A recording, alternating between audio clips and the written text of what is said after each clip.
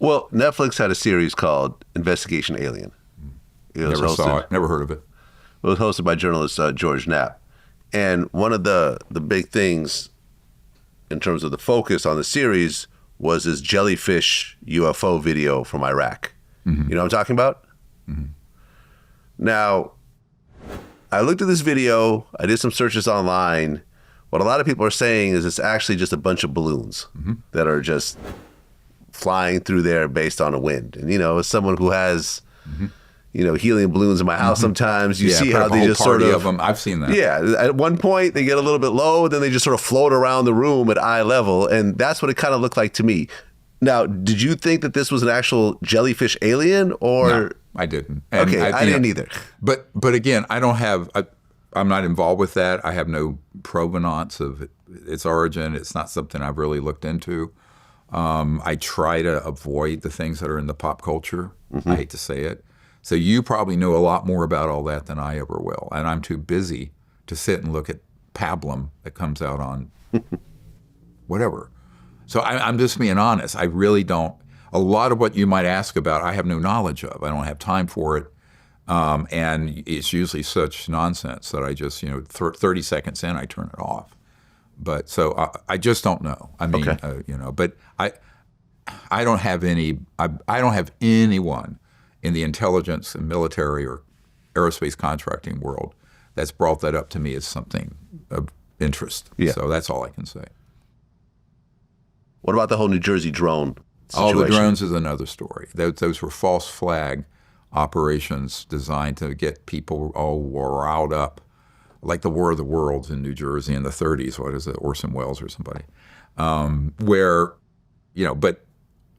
the White House did make a mistake in saying that all of those were test objects that were known by FAA. I mean, I was on a news program with a lieutenant general who said that's absolutely not the case. And the people I know who under contract for one of the aerospace companies went out there to investigate them concluded what I did, and that it was some type of testing of media and public reaction as sort of a false flag to see what people would say and do and see what kind of rumors could be spun off from it.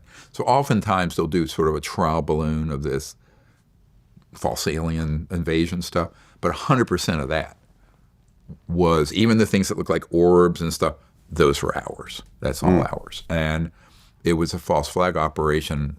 What I understand that is that when you had,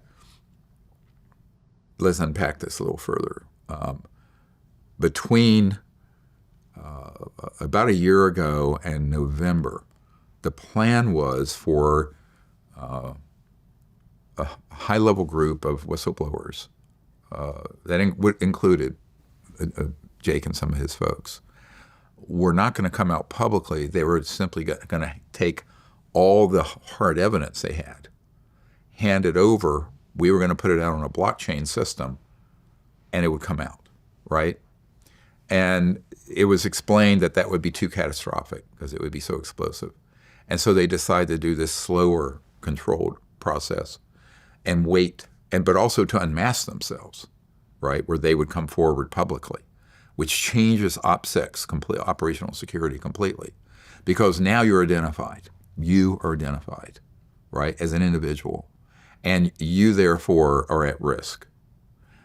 So it changed the whole plans. But when it was going to be, and when these drones, even all the way until shortly before the inauguration, we thought there was going to be a dump, a big release of enormous amount of dispositive proof and evidence, and that didn't happen.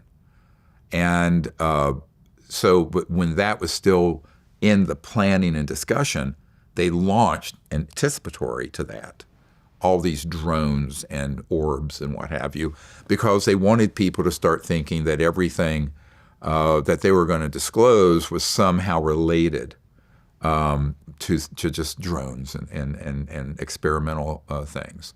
So it was a psyop, basically, that was done in anticipation of events that were planned that ended up not coming to fruition because it was decided these guys would come out publicly rather than stay clandestine.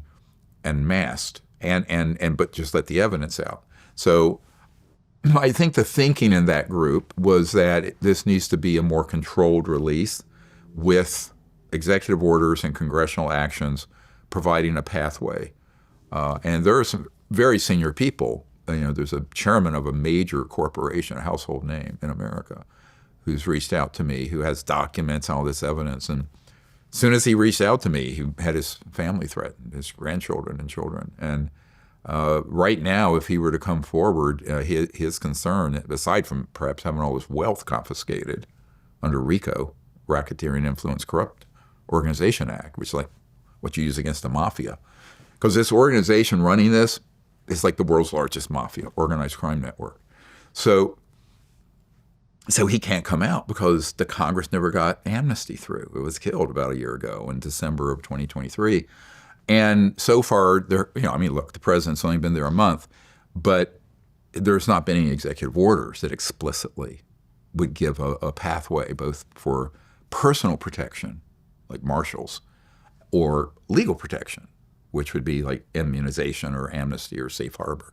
So that's really what needs to happen for us to get the most important material out and also to get these people secured. But I think there's something that we can do besides that. And if you want to hear about it, a little spooky, but interesting.